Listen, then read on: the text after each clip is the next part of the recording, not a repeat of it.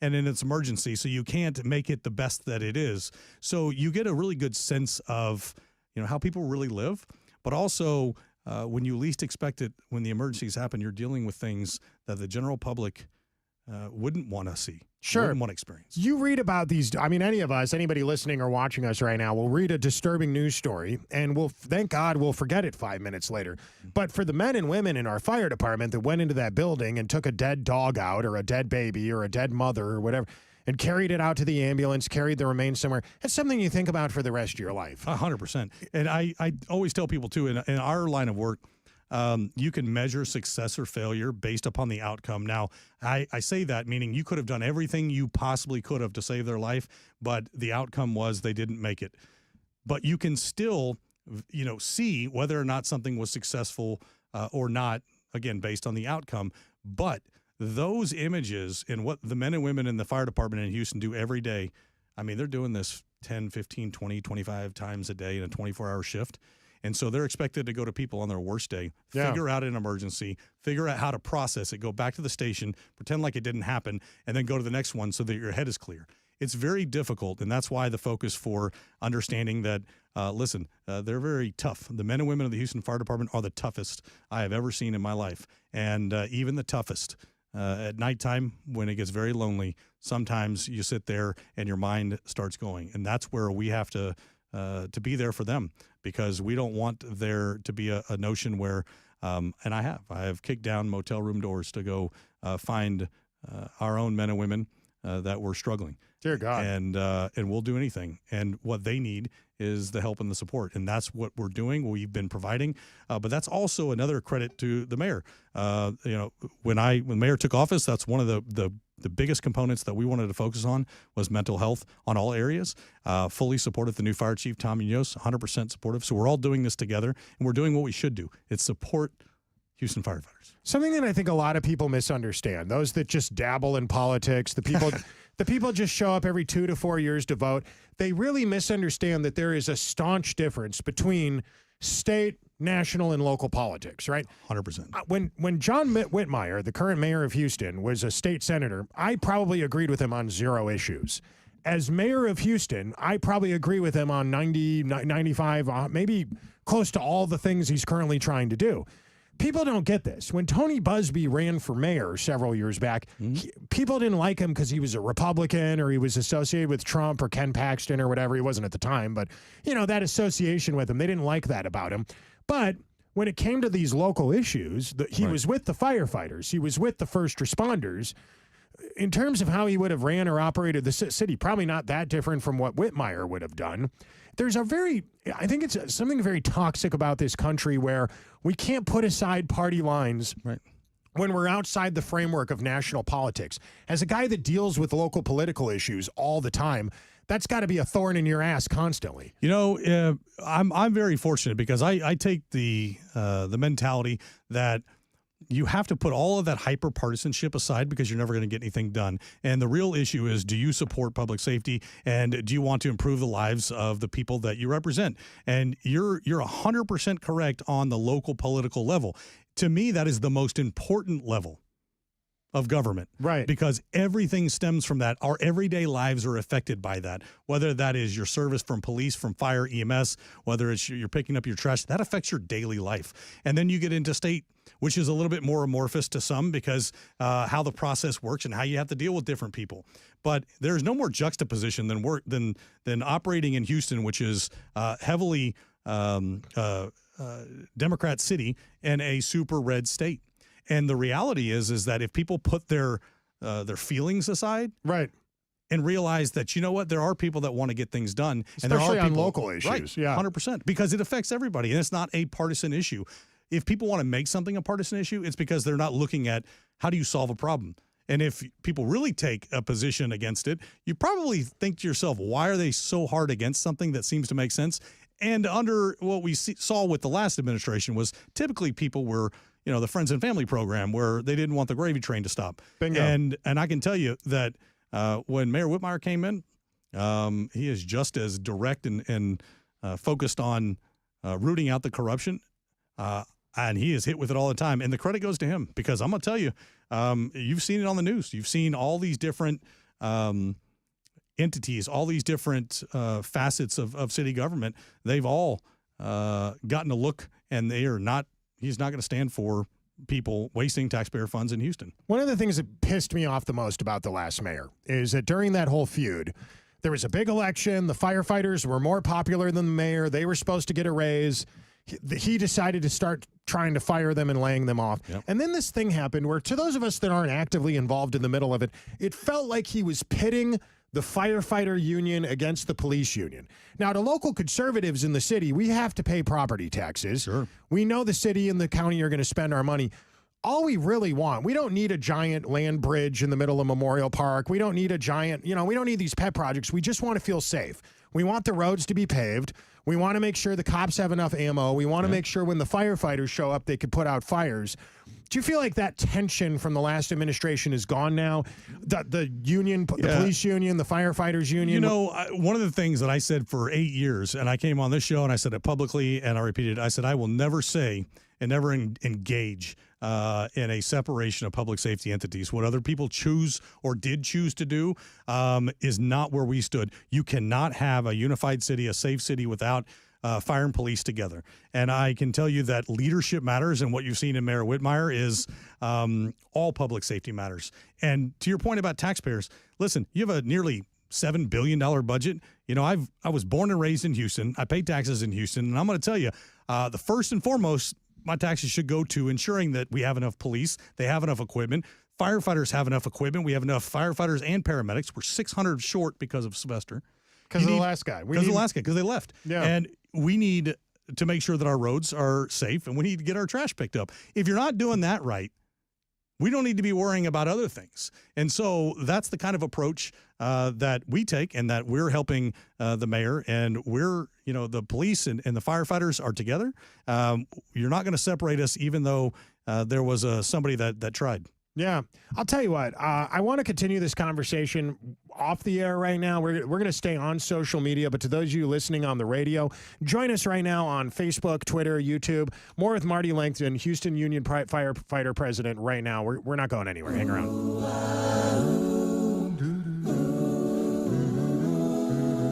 You are listening to the Pursuit of Happiness Radio. Tell the government to kiss your ass when you listen to this show.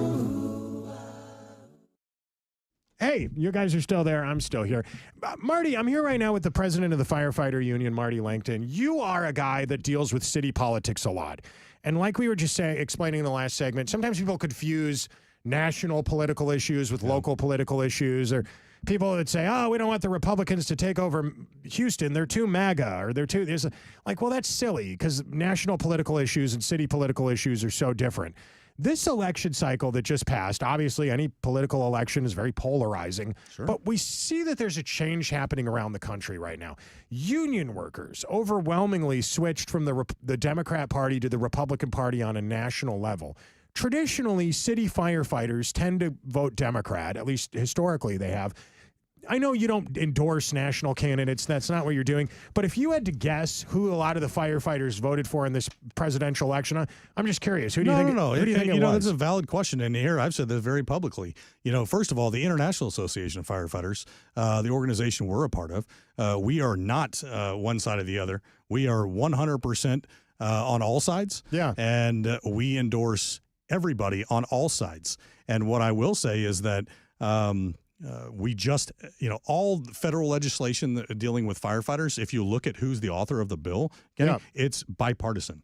Every one of them. Why? Because they see and understand that. What I will say is that what I've seen in local politics is that those that have the control over the issues we're talking about, when people question them, they then project up to the polarizing issues on whatever side instead of focusing on what is in front of them. So if I'm in charge of making sure your trash gets picked up, but then you as a reporter come and ask me and say, why haven't you gotten this done? And I sit there and I reference something that has nothing to do with the job function that I got elected for, but it has to do with polarizing political issues, you don't get anything solved. And that's what we've missed for a very long time, and what we've said very publicly. I've said publicly, you got to focus on the job that you have been elected to do. Stop worrying about all the other stuff and trying to push some narrative because, you know, what you've seen, regardless of what side of the aisle you're on. Right. I told you before the show started, I think what was one way or the other, having a decisive election that sent the mandate from the voters. You may not like what some voters voted for. You may not like, but democracy is about respecting it. And now, because it was not close, now you have to now you have to find a way to say, listen, you can't be a hypocrite. Now let's move forward, find a way to get things done, because I can tell you this: the American people, the people that the blue collar workers, the people that are out there every day, what they're focused on is making sure they have enough money in their bank accounts to take care of their families and to make sure that they have a good, secure job. And so how do you work with people? Well, stop kicking everybody every single time they don't agree with you. Start sitting down with them and finding a way to say, hey, it's been my experience that if you sit down and have a conversation, there's always a path. Yeah. Now you have the outliers, like, the past mayor who absolutely was just, it cut his nose to spite his face. I mean, 100% had nothing to do with reality, had everything to do with the fact that he couldn't fathom that somebody beat him repeatedly, and it was his ego. And people, they say, who you listen to? I said, nobody. He told himself he was the smartest person in the room. That's a dangerous thing. I don't need to be, and I don't want to be the smartest person. What I want to be is somebody that says, how can we fix this problem? And so I say all that to tell you that our members are very diverse. We have the most diverse fire department in the nation. And I stand up there in our meetings and I tell people all the time, I said, I will give you answers on issues that relate to the firefighters, relate to your families, relate to the issues that are going on. Ultimately, it's their decision. And so they get to make that choice. And what we've experienced, like I said, on the federal level, is that we have good relationships with everybody. Why? Because we don't just move because somebody says move. We say, listen, we have issues to take care of. We're willing to sit down. And the firefighters have always been kind of that reasonable voice, if you will, by saying just because anybody else is doing it doesn't mean that that's what the firefighters do. You pointed out that Houston has a very diverse firefighter. The firefighting force here is quite doesn't surprise anybody. Houston's the most diverse city in America per capita. It is. I assume the firefighting department here is diverse because Houston's diverse. Yes, 100%. But you hear about a lot of throwing that word out. The word diversity often gets associated with the new DEI policies you see in corporate America. Boeing having all these problems, the military. Is DEI, that's a very unpopular idea right now for a lot of people, the meritocracy versus DEI. Is that an issue right now in the firefighting community? No, the greatest part about the fire service is that I say it is, without question, the prime example of what it is the greatest equalizer in society. It is the greatest example.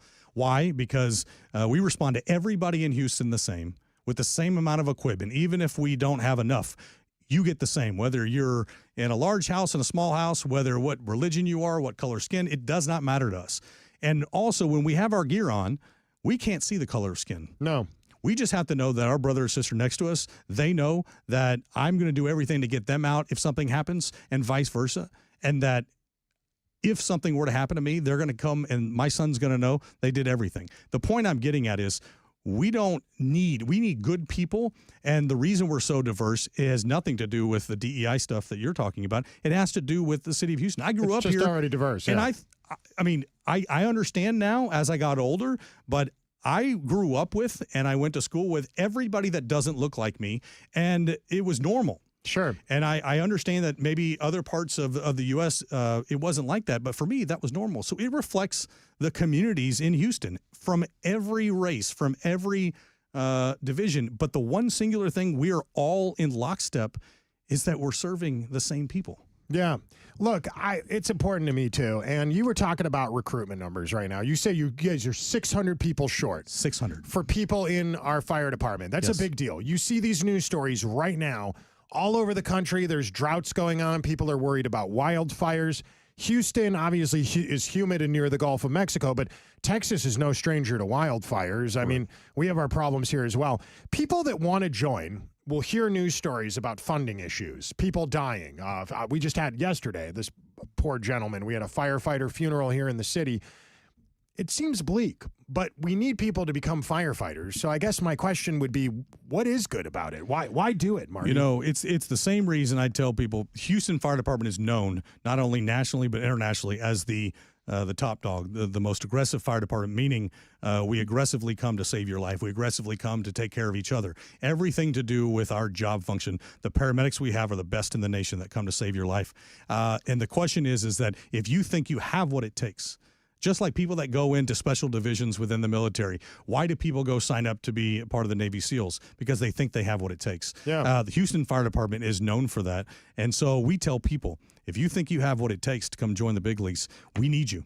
And it starts with a calling inside of your heart, but it starts with also taking action. You need to know we're open for business. We have a new mayor, new fire chief. We've got a new contract. We've gotten these things. Now we have to rebuild what the last mayor tried to tear down but couldn't for 8 years. So if you think you have what it takes, you go online right now. HFDcareers.org is a website you can go to. Google Houston Fire Department. There are simple ways. We are streamlining the process for people to apply, and those in the military as well, so that that waives their college hour requirement, because we are very veteran friendly, meaning we want all the veterans we can get. Like I said, at any one point in time during my tenure, we had roughly about 60% of the rank and file firefighters were veterans. Yeah. And so we want you to know that if it's in your heart, come join the big leagues, because this is the time to do it. A lot of guys join the firefighter department because their dad did. You see these movies like Backdraft and, Gangs of New York, and you realize for a lot of people in America, it's a generational thing. Why'd you decide to do it, Marty? You know, that's good. I'm a family of five, and somebody asked me this question yesterday. My oldest sister is an executive in tech level business. My oldest brother is a financial advisor, used to be with Merrill, has some banks up north. My 1 year older brother is a lawyer, and then my younger brother's a priest. And they go, well, what the hell happened to you? And I said, there's one in every family, but it was inside of me as a child.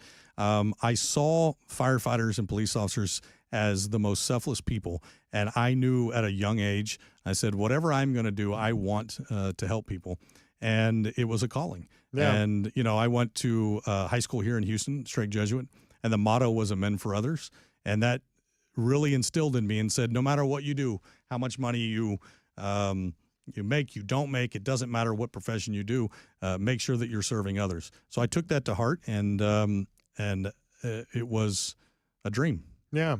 You hear these stories about, guys signing up and joining because their dad did and their father passed, and they still wanted to do it anyway. And that's pretty amazing. That's a real slice of Americanism right there. It's pretty incredible. You have to do two jobs. Besides being the firefighter union president, you're still a firefighter. In fairness and in title, right? Because we have nearly 4,000 of us, legally under the law. So my job is to ensure that the contract is secure, that the laws are being met. I also run our charitable foundation that's raised over $5.5 million that goes to help the firefighters. It's a separate 501c3. Red Hot Gala. Yeah, the Red Hot Gala. Yeah, sure. I've been to it. Yeah, you got to come again. So there is a lot of, and we assist, of course, like for instance, right now we're working hand in hand with the fire chief to revamp the hiring process so that we can get people back in. You can't have a world-class fire department and be 600 firefighter and paramedics short. I mean, we're talking about 600 short from where we were in 2010, Kenny, and we're running twice as many calls. So it is absolutely something that it's a calling, but it also is a heavy responsibility, and people's lives are in your hands. Yeah, it's important. The last fire chief was Sam Pena. I'm sorry. The last chief of the fire department. I'm sorry. Okay. You forgot about it. Well, you guys didn't always get along, did you? And now the new guy is Munez. Is that his name? Chief Tom Munoz. We don't hear about him as much. You guys get along well, or how? Chief Tom Munoz is absolutely the right person for the job. His heart is in the right place. He came from Houston Fire Department.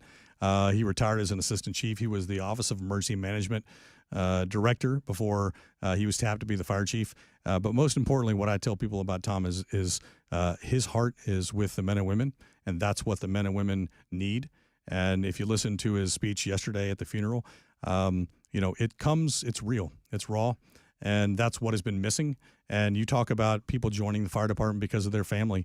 One of the biggest components that we are also rebuilding is the legacy and traditions of the Houston Fire Department. And you're now seeing people and families that are signing up to join the Houston Fire Department again, because for 8 years people were saying stay away. Now we're getting those same legacy type families. They're all coming back. In fact, this is the first time in 8 years that I'm aware of. We have the first test maxed out at 250. We couldn't get 60 people to take it under Sylvester Turner. We maxed out because they ran out of space. And, Chief Munoz and myself are at it every day trying to increase those numbers and do whatever it takes. But that starts with sending a message that, hey, HFD is back. Let's go. Sometimes when recruitment numbers are down, like they are right now, it's a problem in our military. The military recruitment numbers are down. So they say, all right, we'll increase the number, the amount of BMI you can have. We'll decrease the amount of push-ups you guys can do that you have to do. We'll increase the number of laps you got to run. And suddenly you end up with people in the military that aren't really as qualified as the previous generation was. Yeah. Do you feel like that's going to happen here? No, because the fire service is very different, even different than our brothers and sisters in blue. And this is not, a knock. In the fire service, you don't have a choice. It is more active of a job than anything else, because you don't know at any given time if you're going to have to lug on 7,500 pounds of gear and go into a fire. You have to be physically fit. That is just number one, a part of the job. But also, it's not just your physical strength. It's your mental strength, but it's also your brain when you're using it. We have, like I said, some of the best paramedics in the nation. They're so experienced that if you have a heart attack, stroke, you get, God forbid, gunshot wound, all these different things that they respond to on a daily basis. They're all Houston firefighters. Right. You want the best and the brightest. And so what tends to happen is that you can't lower the standards because they'll weed themselves out, meaning you can't get around the certifications that you have to have in order to be a firefighter. Sure. If you can't run a mile and a half and you don't have stamina, then you can't operate as a firefighter. It's not that, people that of all shapes and sizes aren't worthwhile. It's that this job requires us to put others first, the citizens first, keep ourselves in a position that if we have to go in and effect arrest you, we can't. There's no lowering the standard for that. I know you deal with city politicians a lot because it's Houston after all, but Houston is in Harris County, and I'm just curious what are your current thoughts on our leader, Lena Hidalgo, the Harris County. Do you have to deal with her a lot? I mean, you must at some point, right? No, I don't. Not in the issues that the firefighters have to deal with, because county does not have they have a fire marshal's office, but that's completely separate. The city of Houston, we're our own entity under the city of Houston, and so all of the jurisdictional boundaries and issues that we deal with are strictly with the city of Houston. I do get the impression she's a pain in the ass for Whitmire, who's a friend of yours. Any thoughts about that?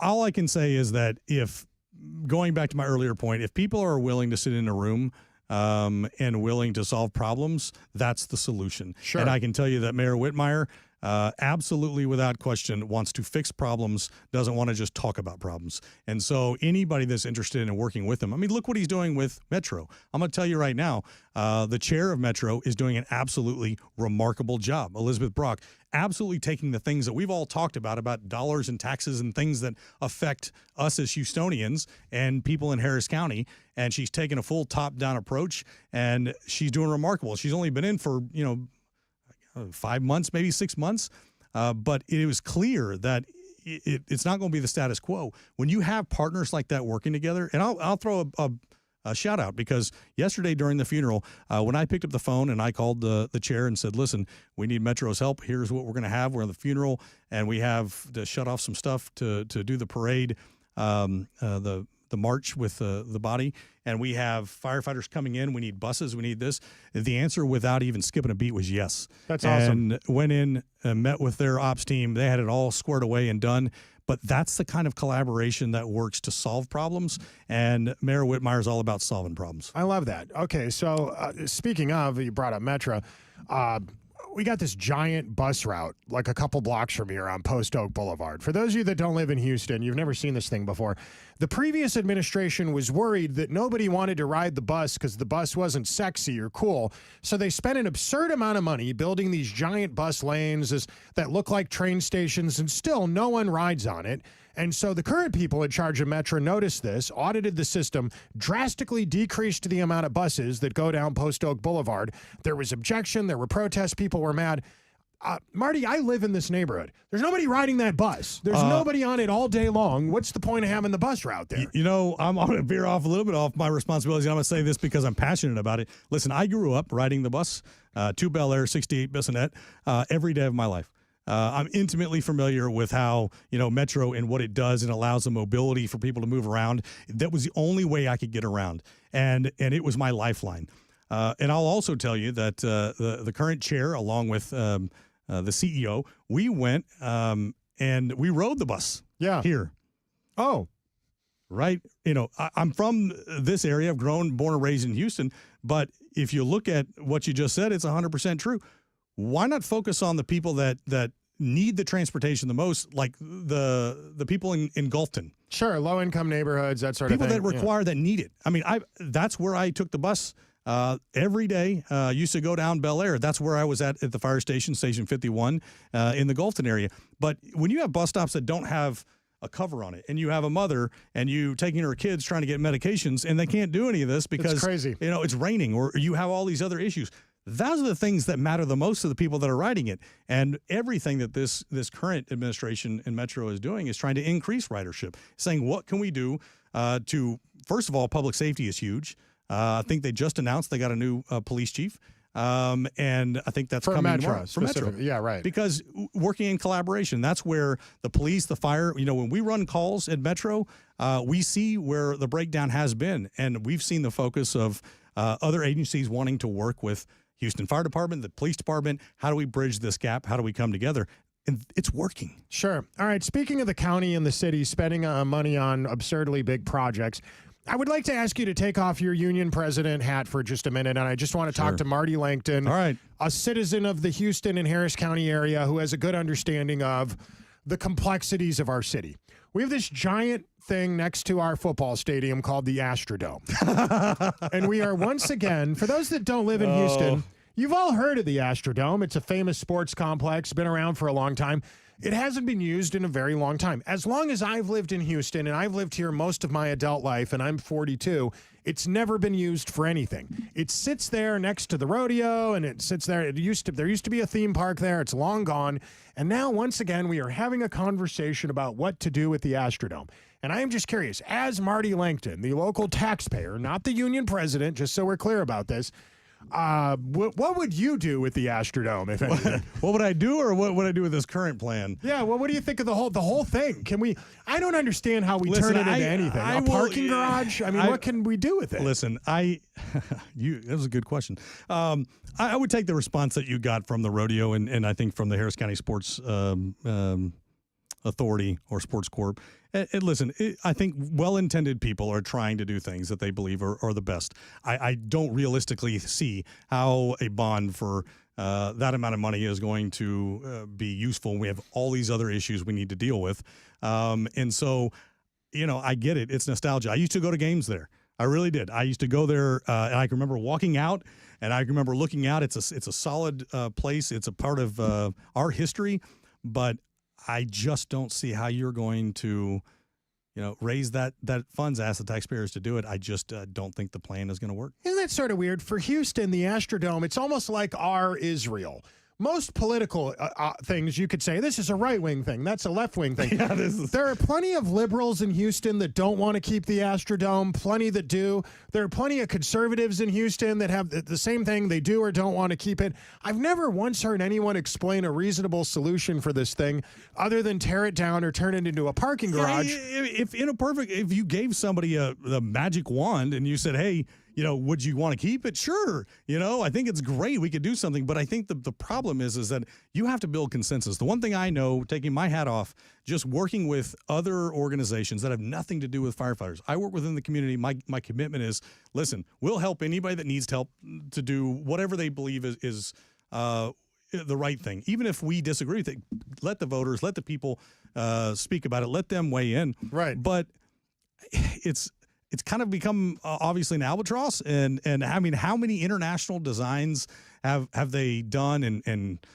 I think one came out like a year ago. They did this contest of like, what are you going to do with it? I don't think there's lack of ideas of what to do with it. I think the problem is that there's lack of funding in which to do things with it, and that's the question: is that you're going to ask the taxpayers to pay that?